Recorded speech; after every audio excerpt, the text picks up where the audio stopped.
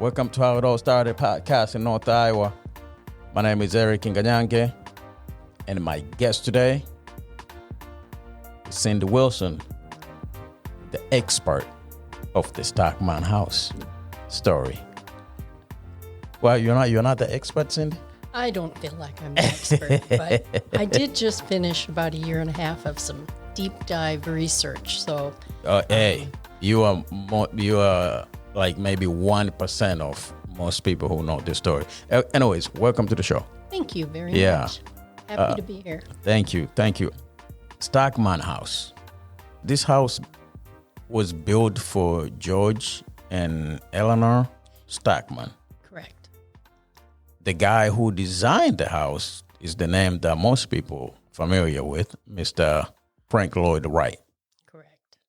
Walk down the story of the house, the process of designing it and building the house, if you know anything about that. Well, I can back up even a little further than that. It's even better. Mason City, the last couple of decades of the 1800s, really transformed from more of a rural community to a small city type of community with more industry and that kind of thing. There were 4 rail lines coming through, which was unusual in that time and indicated that the railroad companies felt Mason City was a big to-do as well. And as a result of that, there were more businessmen. They were bringing in more money. So there were banks bringing in more money. And the people with all that money were building big houses. At the time, that was those big Victorians. And most of the people were still building the big Victorians. But in the first decade of the 1900s, Frank Lloyd Wright was starting to become known in the Chicago area. He had designed a building for his aunt's school in Wisconsin. And J.E.E. Markley, who ran he was a lawyer here in town. He went to that school in Wisconsin where his daughters attended. He was very impressed and interested. And so that kind of got the ball rolling for why Wright was here in Wisconsin. The reason those girls attended that particular school is that their grandmother, Mary Church Emsley, was a big follower of the Reverend Jenkins Lloyd Jones, who was a Unitarian lecturer. She really, really was interested in his philosophy and what he had to do. So her granddaughters, Markley's daughters, ended up going to the school run by the Reverend, the sisters of the Reverend. Oh, okay. And so, Markley and a couple of his associates get the more usual credit for having brought Wright to Mason City. But if it hadn't been for Mary Church Emsley, that connection probably wouldn't have been made. Wow. Okay. So this lawyer in town in Mason City knew about Frank Lloyd work basically in Wisconsin. So how did that transpire then from that process to the Stockman House? So Markley and his associate James Blythe and a real estate developer, Joshua Melson, brought Wright to Mason City to talk about a big commercial structure, which turned into the hotel and the bank. Okay. And while Wright was here, and we do not have any of the details as to how this meeting happened, but while Wright was here, Dr. and Eleanor Stockman would have had a conversation with Wright, and whether he suggested the design they ended up choosing, or if Eleanor had already seen this design in the Ladies' Home Journal publication, we don't know those details. I had reached out to some people at Taliesin and Taliesin West, where the archives are, and they generally felt that because of the fire at Taliesin in that first fire, that probably destroyed any documentation between the Stockmans and Wright. Okay. So we don't know the details. Yeah. But at some point, while Wright was here in Mason City, he ended up talking to the Stockmans. And it was probably Mrs. Stockman, Eleanor, who initiated it, because when she went to college, she was focusing on art and architecture. She was an artist herself. Okay, that makes sense. And very interested in that kind of thing. So it just makes sense that it was probably Mrs. Stockman who veered towards Wright. So while a lot of the other people in town were building Victorian still and investing that way, the Stockmans were quite bold in going with a very different style of architecture. Yeah. Oh, wow. Yeah, because that house is very, very different. Mm-hmm. And there's a newspaper article or two in the Mason City paper, the Globe Gazette, that referred to it as the Stockman's artistic house. So it was, denoted as being unique. Oh, yeah. It will be very interesting. And I know the fire and all that stuff. Right? Back then, communication was letters. Yes. It will be very interesting to see the back and forth writing between the Stockmans and Frank Lloyd Wright in terms of kind of preparing for the plan and stuff like that. Do we have the blueprint of that house? There are blueprints of the house, and I believe that they're of the initial construction. Okay. And they're held at an archive in Chicago. Okay. Okay, because I'm sure he probably drew the plan and showed them, like, hey, this is the way it's going to look like. And maybe there were some adjustments here and there. Yep, because the base design had been published in the Ladies' Home Journal, I think it was 1907. Okay. Or 1906. I can't remember off the top of my head which year it is. But there were modifications to that design, different than what was in the magazine. In fact, no exact replica of what was published in the magazine was ever built. But the Stockman House was very, very close. It just moved a few things around. And in the magazine, there was this long, beautiful trellis that would have been lovely. Yeah. But that ended up becoming the big cantilever over the entrance area in the built house. Interesting. So, because he was design and architect, how much was he involved in the actual construction of the house? Don't know a lot of those details. Okay. Even oddly, there aren't a lot of articles in the newspaper even about this famous architect being in town working on this house, just very minor things. Really? I did find references that if he was in Mason City, he would stop by and kind of supervise a little bit. Okay. But he wasn't on site all the time like some of the other houses. But local contractor Chris Rye is the one who built the house.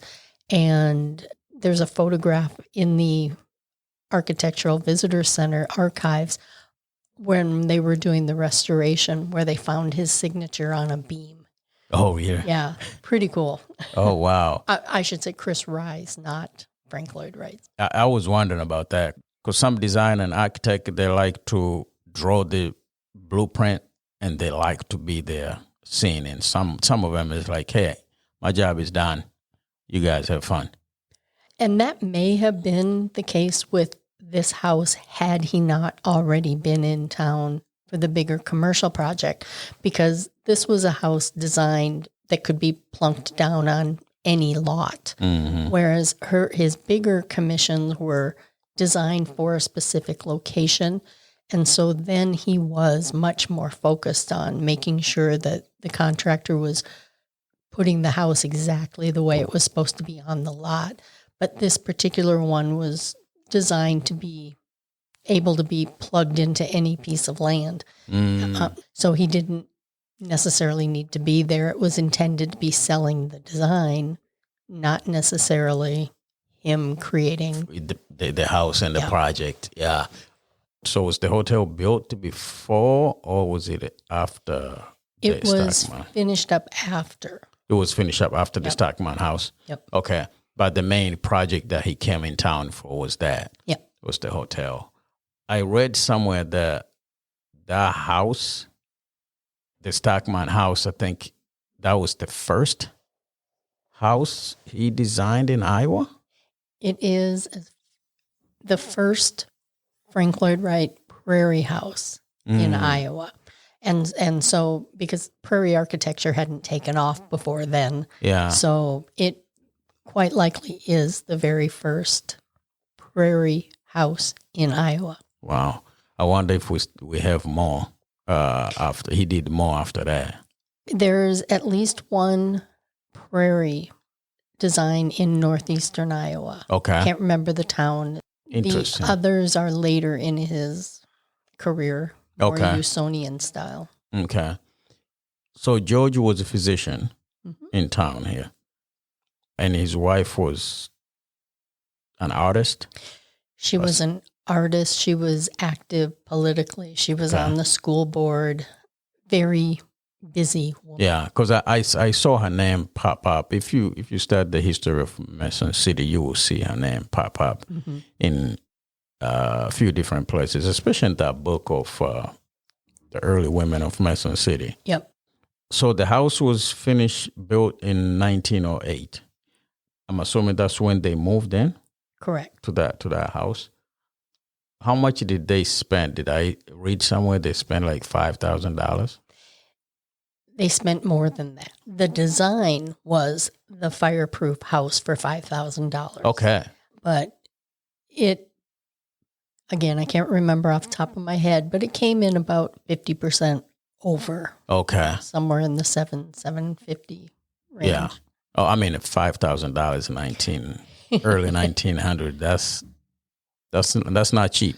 Correct. It was pricier than the norm. Did they have kids? Stockman? Yes, they had one daughter named Ruth. She'd been born in 1880, so she was 28 when they moved in. Oh. And she lived there in the house for another year or so and then got married. Her wedding ceremony took place in the house in front of the fireplace. Really? And was written up big in the newspaper. Then she moved to Fort Dodge.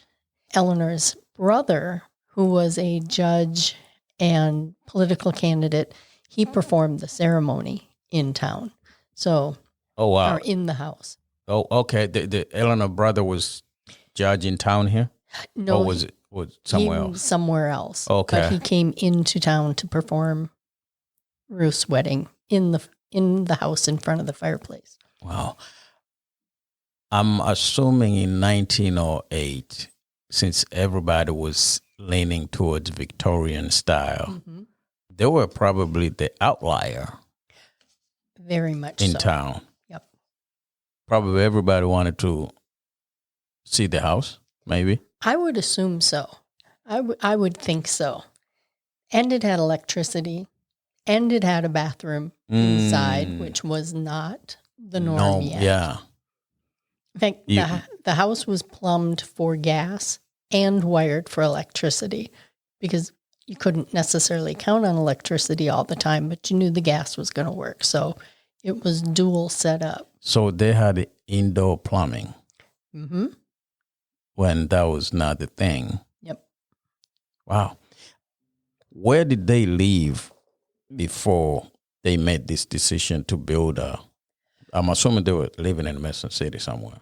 Nope. Oh, yes. Okay. Right before that, they had lived in Mason City for about 20 years by then. And they lived in a normal Victorian house where the police station is now. Okay. And then they bought the lot that currently is the parking lot for the United Methodist, which was just like diagonal from the police station. Yeah. So they didn't move far. And then prior to Mason City, they'd lived in Sioux City, Iowa. Okay. But just for a very short time. He had established his practice in Fort Atchison, Wisconsin, and he'd been there for about 6-7 years. They moved to Sioux City. Then he had the opportunity to go to Europe and study for a couple of months in Vienna and London. So when he went to Europe, Eleanor and Ruth left Sioux City and returned to Wisconsin to live with relatives And while George was in England or in Europe, they sent letters back and forth trying to decide where they wanted to live when he came home. So they must not have really liked Sioux City. So they were discussing where to go, and they kind of ruled out anywhere that there could be bad blizzards.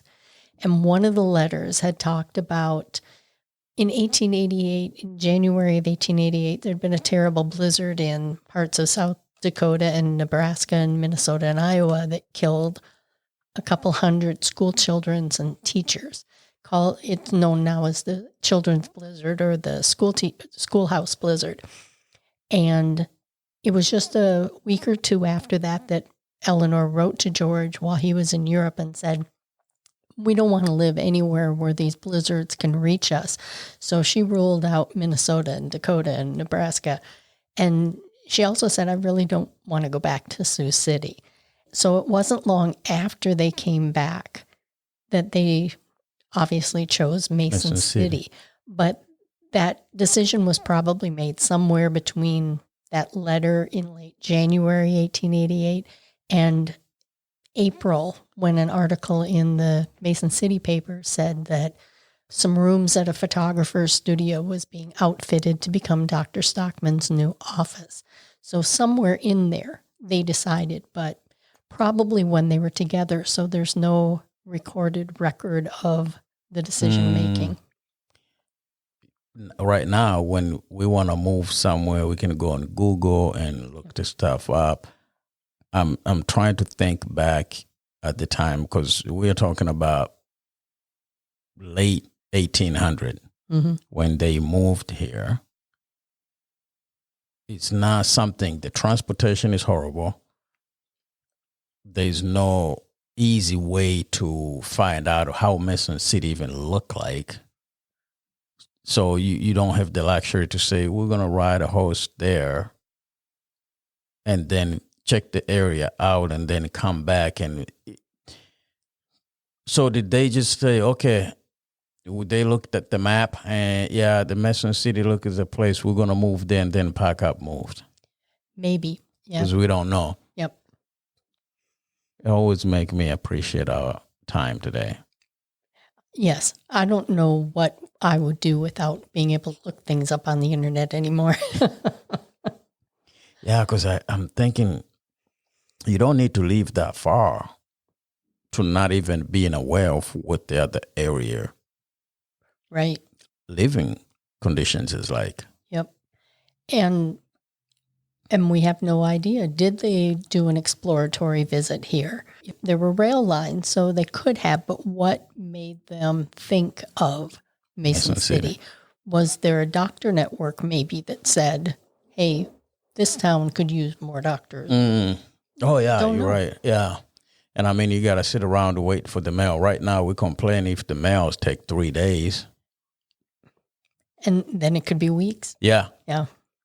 Because even when you're talking about, they find out about blizzard and stuff like that, it's like, now we know when the blizzard is coming. Yes. But those guys, they'll just find out the blizzard is here. Correct. Which is what happened to those kids. Yeah. Yeah. Because they were probably at school minding their business and boom. Yep. Did they live in a house for the rest of their lives? No. In fact, they didn't live in the Stockman House all that long. By the end of the teens, there's a letter that Eleanor wrote to Ruth while Ruth was living in Fort Dodge that basically said... Ruth was the daughter? The daughter. Yeah. Yep. Eleanor and Ruth wrote letters back and forth to each other all the time. And in one letter, Eleanor said, well, your father came home all discouraged. They've raised the taxes on the house, so he's going to sell it.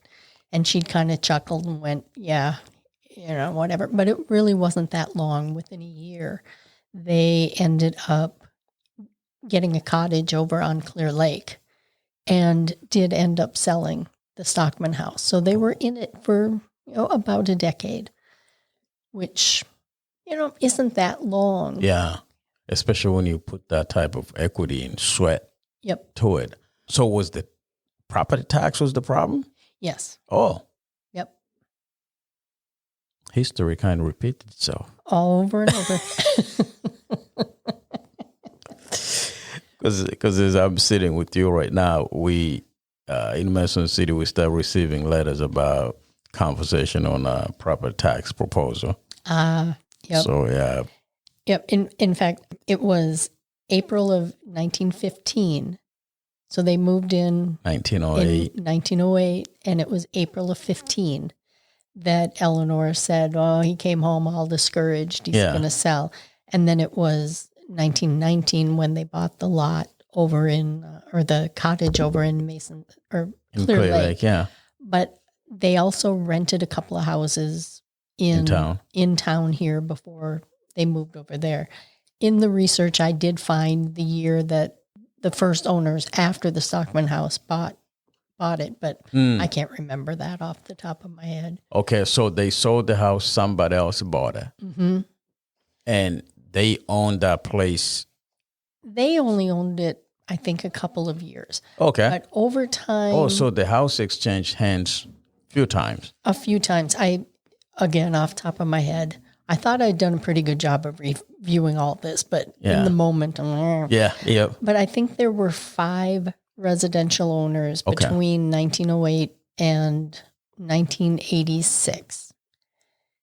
I'm pretty sure it's 5 residential. But then it switched to the heirs of the last owner, and then the church, and then the city of Mason City, and then the River City Society for Historic Preservation. Yeah. So in the course of a couple of years, it went through 4 more owners, but there had been 5 residential owners in the 80 years that it was a residence. Boy, the fact the house was not torn down. Yes. That's incredible. And especially back then, it was not like, oh, you got to talk to the city. This is the historical house, blah, blah, blah. It could be the second owner from Stockman. It's like, I like the location, but I really don't like the house that much. Let's tear this down and build something different. And especially the fact that by 1986, it had some decrepitness to it. Yeah. The fact that it was saved really is a heroic miracle. That was one of the things when I was doing the research. And in the archives, they have an amazing wealth of material. And that included every meeting minute that took place and the handwritten notes of the people who handed over their materials. So being able to see the entire evolution of the saving of the house, it had come so close to just being demolished. And if it hadn't been a Frank Lloyd Wright, it probably would have been demolished. Oh, if the designer was not him. Yep. Okay. And the fact that it was a Wright, I think, is what ultimately tipped it and saved it. But the acts of a handful of people are really why it's still here. And truly, it came very, very close. Yeah. And the visionary decisions made by the city of Mason City when they became one of the owners in that chain of 4 owners over a couple of years, the people who had the foresight to do the right thing at the right time was just a fairy tale almost in the way it played out. It wasn't easy. Yeah. There were some really hard things that had to happen in this process. And then, of course, once it got saved and moved to its new location, the restoration is another absolutely miracle story.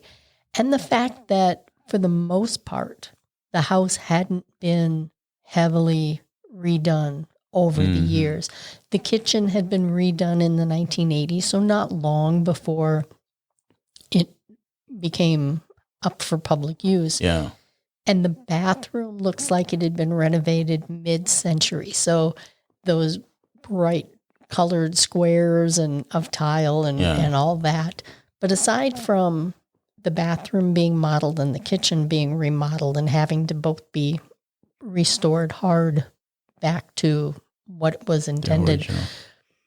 Most of the rest of the house retained its original structure, its original materials. The woodwork had not been painted. It just needed to be cleaned and kind of shined up. It didn't need to be fully restored. The floors in the living and dining did need some significant work because green shag carpeting had been glued onto the floors. They couldn't just pull up that glue, and it kept the backing fibers in there. So there's some absolutely amazing stories of volunteers on their hands and knees for days and days at a time, just scraping the glue, a fraction of an inch of fibers off of the floor day after day after day after day. And so now I'm heading into my 4th season as a docent there at the Stockman House, and my appreciation of everything that went into making that house the beautiful thing that it is just absolutely skyrocketed after learning this story from the blood, sweat, and tears part of it. Oh, yeah. And thankful for Frank Lloyd to be one of the hottest architects in the mid-1900s. Because if he was not on the top, I don't even think people would think twice about it. The house, the hotel. Right. Probably not. Yeah. Probably. Because it will be, just another hotel. Mm-hmm. Yeah, just another house. But I think that helped out a lot. And the fact that we did not have that many from Frank Lloyd. It's not like he designed a lot of stuff around the country. It's like, I think built, there were about 550 designs that ended up actually being built. Yeah. And 50 some of those have been destroyed at this point. So that leaves, close to... And that's around the world. And that's around the world. Now, the Midwesty area around Chicago, so Illinois, Wisconsin, that's kind of the hotbed where the bulk are, although there's a lot in Arizona and California as well, but that's from later work. But here in, that core in the Chicago and west to about here, we're kind of the core of the prairie structures. Those are his earlier works. And then, of course, he kind of lost his position as the big up-and-coming rising architect when he went to Europe with one of his clients. People often say he went to Europe with the wife of a client, but she was really the client, was her own woman. She made a very intentional decision to do that. Yeah. But when that happened, society did not forgive him easily. Yeah. And so for the next couple of decades, he kind of struggled with his career a bit. He kept going, but it wasn't at the same rate of his rise. Before. So his career is really kind of before Europe and after Europe. And it was while he was here in Mason City working on the bank and hotel that he left for Europe. So that big pivot point in his career happened in Mason City as his active project. Interesting. So when he came back from Europe, things completely, not necessarily completely changed, but things shifted a little bit because the society is looking at him like, hey, what are you doing run off with somebody else's wife to Europe? Yep. Even though it's your client and it might be completely innocent. Yep. And so, well, it wasn't completely innocent, but... Oh, I was, there we go. Yep. No, it was intentional but they had a very different view of what love should be. Yeah. And society just wasn't ready for that. Yeah. So he had been absolutely on a rise and a trajectory up until then. And then things kind of plateaued for a while as society had to forgive him a little bit. So then when he started resuming his career, he was starting to be a little bit more experimental with some of it. Some things were changing and evolving, but it was still kind of flat. And it really was when he did the falling water design in the early 30s, I believe, that his star really rose. So he had this really big time pre-Mason City, and then a little bit of downtime, and then from the 30s onward, that was He became a superstar. Yeah, the superstar area.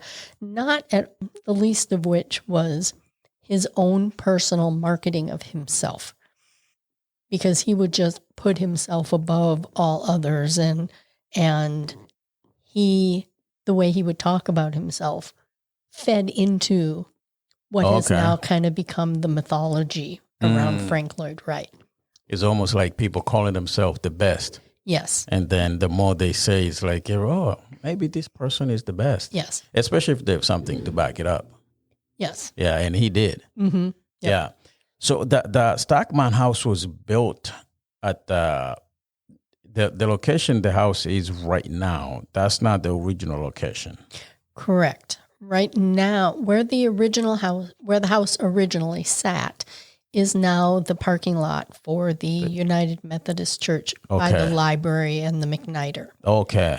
And it faced north on that street, whereas now on its current site, it's facing west.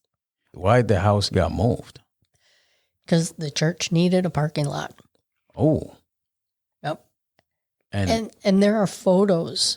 That church was encroaching within feet of the cantilevered roof over the entrance when it was there.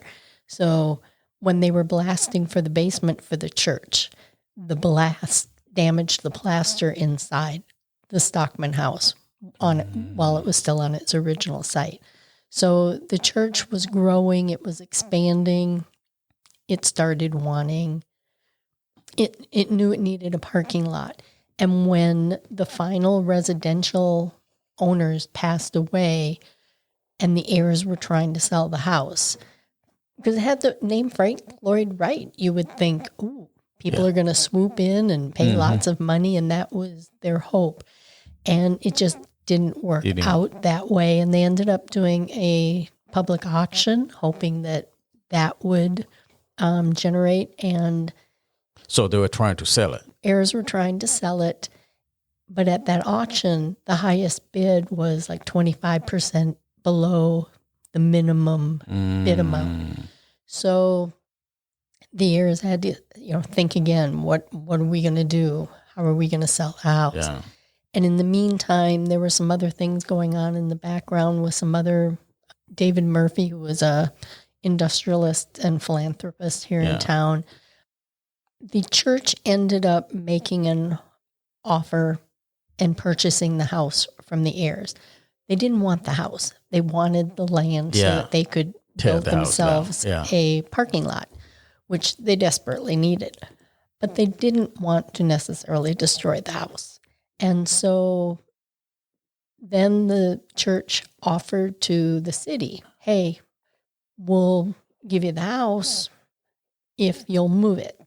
Then the mayor of the city put together this commission to evaluate the offer. Should we accept it? And then if we accept it, then we've got to find a place to put it, et cetera, et cetera.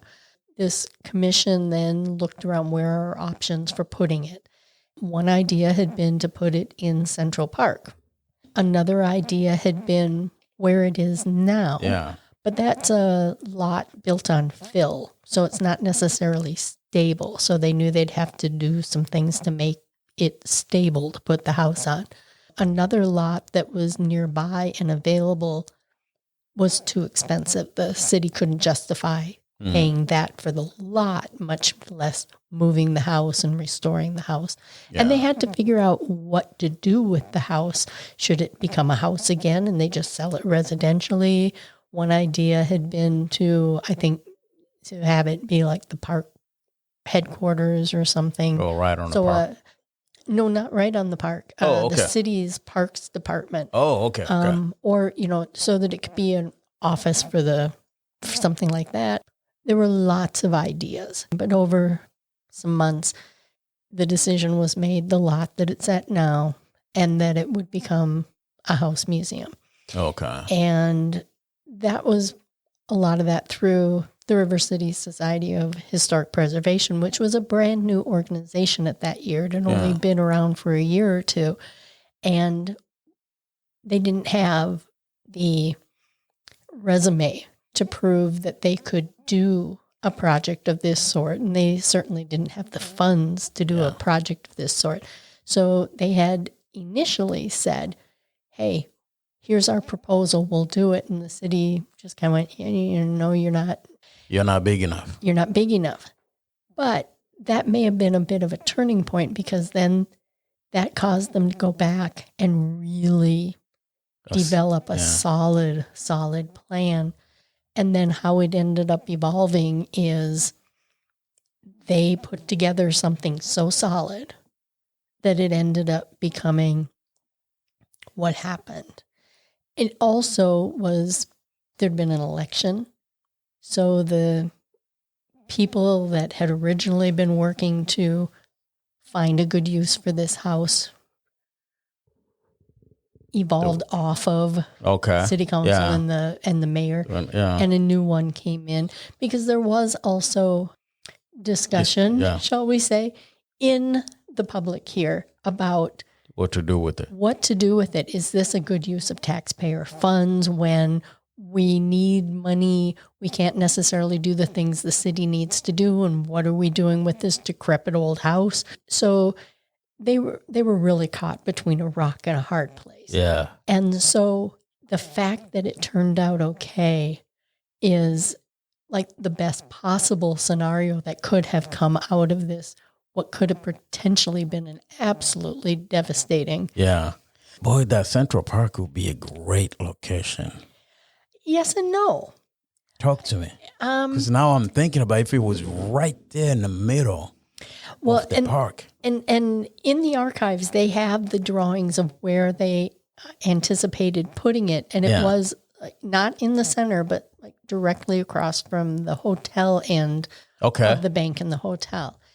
And it would have been a nice central location. So both Wright structures would have been together. It would have, but that part of it made absolute perfect sense. But then there were other people in town who felt you don't want to mess up the park. Yeah. And in my mind, I'd been thinking, gee, it would have taken up a huge part of the park. But then when you saw the rendering drawing, the footprint really would have been pretty small on the total part of the park. So it wouldn't have been a terrible, terrible option. But I think where it is now has worked out really, really well, because it's right across State Street from Rockcrest, Rock Glen. So when we have people coming into town for the architecture, they start at the hotel. Yep. They stay at the hotel.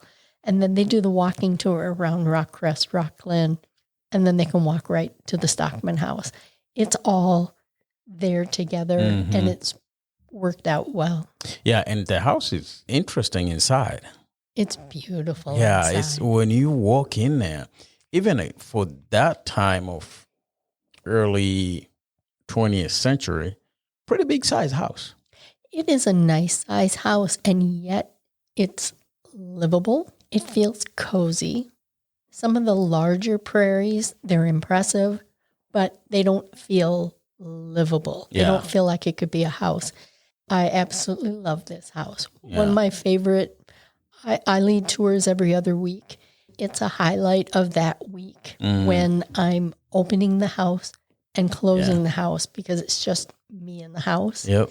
And it is a livable house. And when I'm leading tours and talking to people, they have the same sense. Because a lot of these people go to a lot of Wright houses. If it's a publicly available tour, they'll go. They comment how livable the Stockman House feels compared to some of the other. when you go see that house and you understand that was built in 1908, still beautiful even for today's standard. Yes. Well, and part of that is because Wright kind of led the way for that open floor plan that we value now. So rooms are open to each other. That was very unusual at the time. Victorian houses, those rooms were, every use was segmented from everything else. Yeah. And Wright opened that up so that the spaces flowed together. And that was very unusual. Now it's ubiquitous.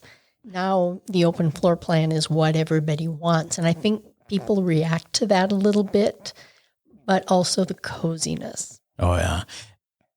When I walked in our house, something hit me that I never thought about when it comes to design and architect. Every small detail mattered. Yes. To Wright. You could tell where he wanted the door to be placed, why he wanted the door to be placed that way, how he wanted this door to be open certain way and that door to be open certain way, why he wanted to be. It's like every little detail that you usually don't pay attention. You have somebody who will give you a great tour in our house. They will explain all those details. Then you're going to appreciate the designing more. Yep. All those little details was so interesting to me to hear, like, oh, yeah, Wright wanted this to be specifically right here because of 1, 2, 3. Yep. What make that house historical is because it was designed by Frank Lloyd Wright? Well, that's a big part of it. Okay. That is a very big part of it because in his wake, in just about any town, especially in the Midwest, you see prairie houses everywhere. And not all of them are going to cause people to want to go through what they went through to save it. So most certainly what makes it historic is Frank Lloyd Wright. But in its own right, it's just a beautiful house. And the fact that it's probably the very first prairie house in Iowa gives it that added bonus. But I think the fact that it's a Wright is why we still have it. Yeah. Robert McCoy. He's also one of the people who his name usually comes up a lot when you talk about the Stockman House. What was his involvement?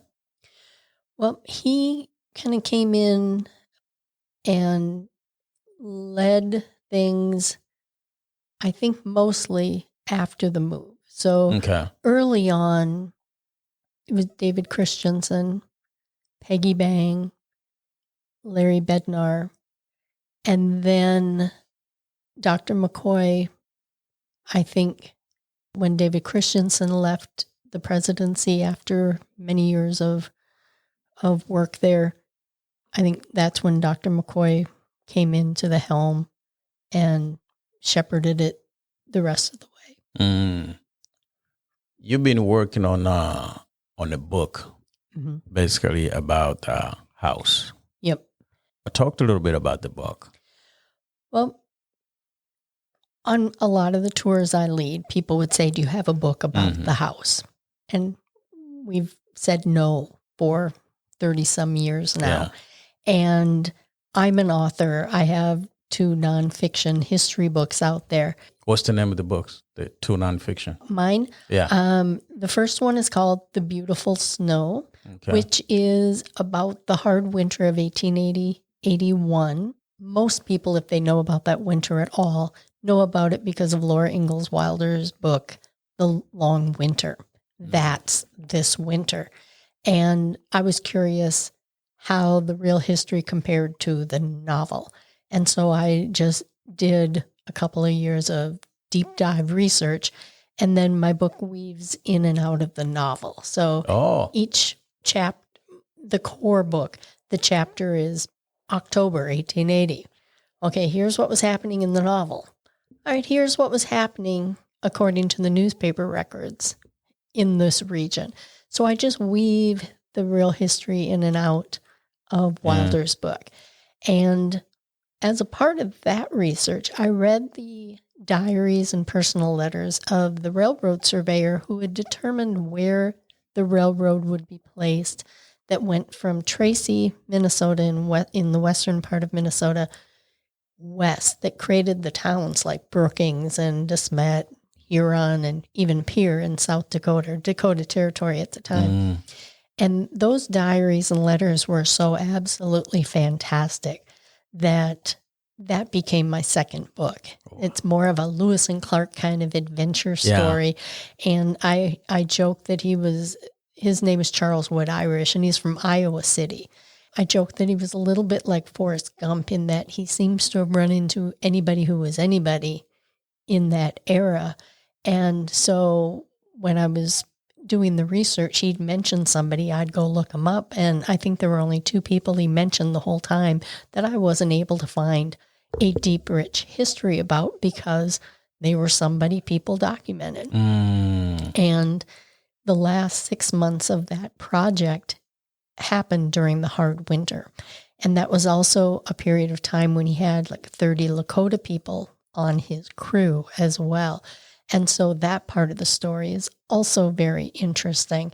So those are my 2 books. So because I have that background, that's how I came to write this book about the Stockman House. For the Stockman House, so that when people say, do you have a book about the house, we can now say yes, we do. Because I've mentioned that Wright built about 550 structures, and I've been to about 330 of those. A lot of them are private residences, but I still go and I look at it and I check it off in the guidebook. But if I'm at a place that offers public tours, I buy the book. Yes. Most people do. Yep. Yeah. And so I dug all of those books off of my shelf and I sat and I kind of read through them and went, okay, what do they cover? What's most interesting? And kind of designed this book off of that. So about 1.5 years of hardcore research in the archives, reading every minute, meeting minute, every. Dr. McCoy was an amazing documentarian. He kept everything. Plus, he wrote a lot of articles and things. So he had already synthesized a lot of the information. David Christensen, who had been the first president of the River City Society, he also had donated a lot of his materials to the archives. Art Fishbeck. There's just a treasure trove down there. And then Colleen Last, she has done a great deal of research about the Stockman family themselves, plus photographs and so much other stuff. The archives are just an amazing resource. So I gathered all of that, and then I did further research. So I dug, I was in contact with people through the Wright Foundation at Taliesin, both in Wisconsin and Arizona. I reached out to the people at the Roby House to answer one particular question. Did a lot of looking in the newspapers to document things, chasing Stockman history back into multiple sources, that kind of thing. And then just synthesized it all down. So Put it in one place.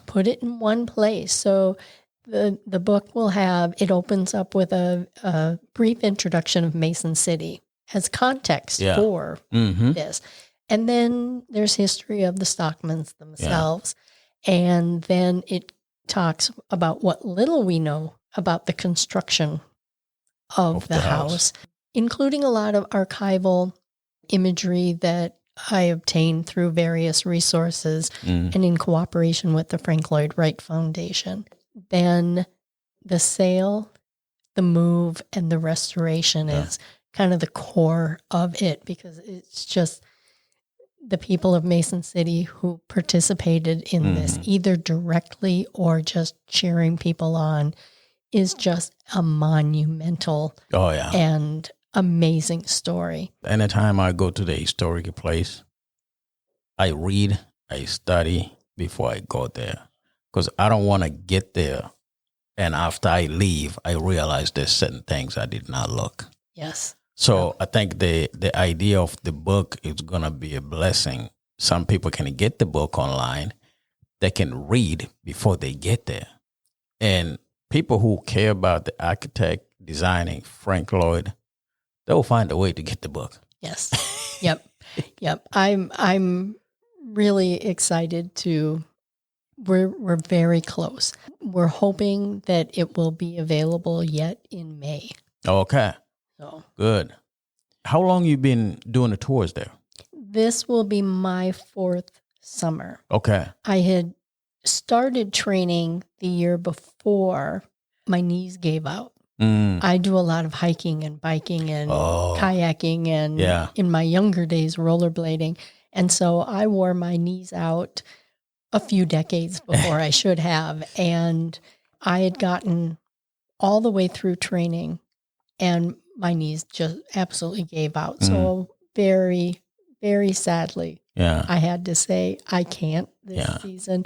But I got both knees replaced that fall and was raring to go the next season. Okay. How is the tour usually start? Where do you guys start giving people a tour? We start with a quick video in the auditorium that gives people context for why Frank Lloyd Wright was in Mason City and who were the Stockmans and what are we about to see. So they get a brief overview of prairie architecture and a little bit about Rockcrest, Rock Glen neighborhood as well. And then we head right out to the parking lot. We get a good look at the north side of the house. And then we walk around and we get a good look at the west side of the house as best we can with traffic going by. Yep. And people often just giggle when I say, okay, we might just have to stop and wait for a car to go by. Then we just head in and go room by room through the house. And sometimes people ask a lot of questions, but a lot of times they're just in awe, looking around and nodding. Almost always at the end of the tour, people are just truly in awe and of what they've seen. Yeah, and I think the book will change that.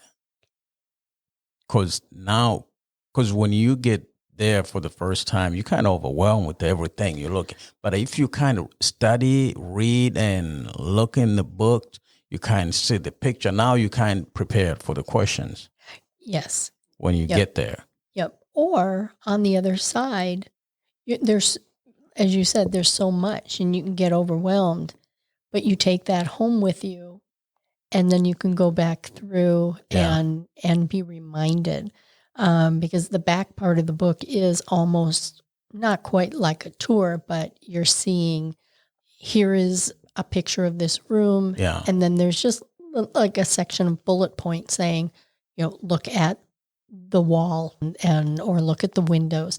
So they can relive the tour a little bit through their memories. But it wouldn't be the same as having a tour. Yeah. They're looking in the book isn't going to compete with a tour. You're still going to experience so much more on the tour. Oh, yeah. But if you can't do a tour or if you've just finished a tour, it's a bonus. Oh, yeah. It helps. Anything else you want to add on this?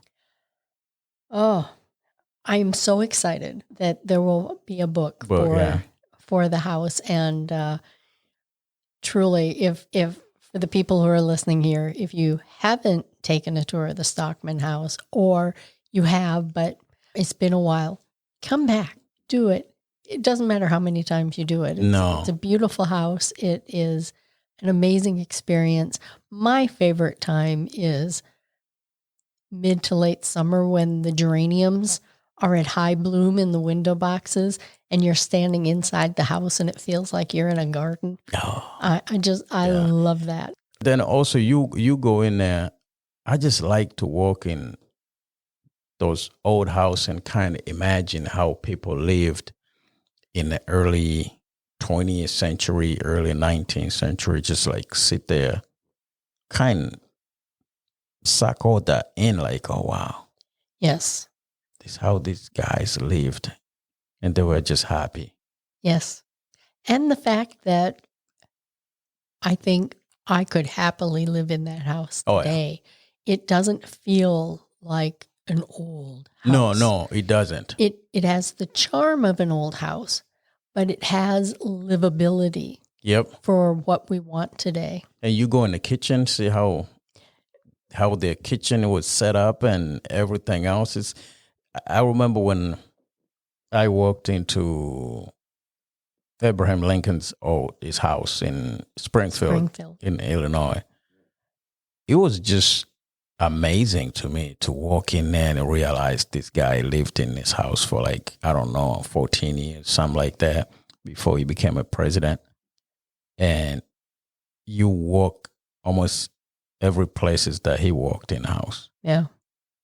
And from his master bedroom, his dining room or living room, and you look the dishes and all the equipment they use in the kitchen, it's amazing. To me, those things is always fascinating. Well, and I think it's that connecting the person to the house. Yes. And that was one of the funnest parts of doing the research for this book as well, is the Stockman grandchildren. So Ruth's 3 kids.